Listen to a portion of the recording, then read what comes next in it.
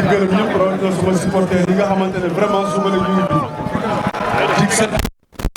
baax di gërëm journaliste yi di gërëm waa Thiénaba waa mbokk buy di gërëm ñu teew di gërëm aussi monsieur le maire bi nga xamante ne dafa def déplacement ñëw fii parce que ñu liggéey waay ñu encouragé bu baax a baax ndax li mu def tey jii yàgg na ko defal ñun di gërëm suñu père Massata bu baax a baax gis nañ coono yi ngay def Père Diaw gis nañ ñu muy def xëy ci Balla Gaye la bëgg Balla Gaye gën loolu ñëpp xam nañ ko maa ngi lay sant di la gërëm di gërëm suma dëgg kër Adama Ngom bu baax a baax di gërëm aussi tamit waa école Balla Gaye ak mbëri bi teew yëpp di sant bu Aliou Seydou Abdou Diouf Marley Sakes Lungane Gabassi Jackson ñëpp maa ngi leen sant di leen gërëm gis naa coono yi gis naa yéene bi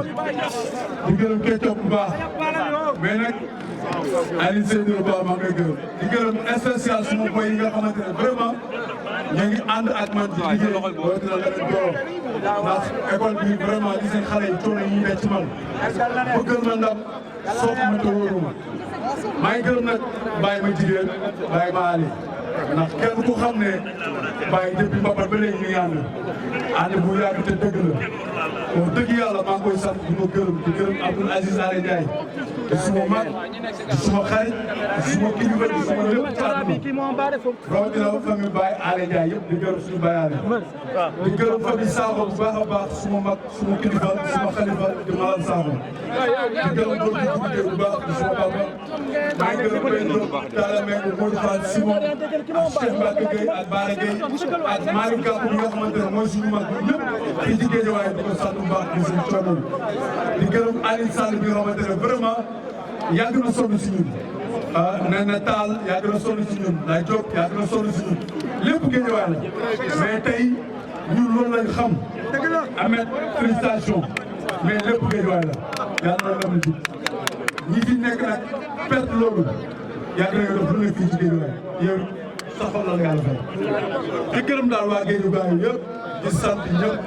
ñu ngi jëm ci bis bi nga xamante ne la set la tax daanaka jege na ba pare di ngi ñaan yàlla suñu borom yàlla may ci ndam parce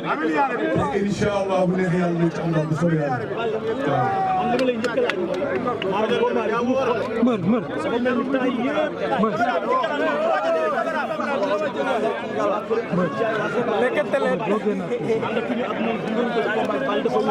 mu mel ni dafa am na doon nëbb depuis loolu saa yu ma ko sëgee kii ci kaw doon nangoo sax sori ci combat loolu waxi dof la loolu waxi dof la voilà waxal leneen question la mais waxi dof damay waxi dof dañ koy wax fii allons-y waay dañuy wax waxi dof Père Diaw loolu question la yow ak kan père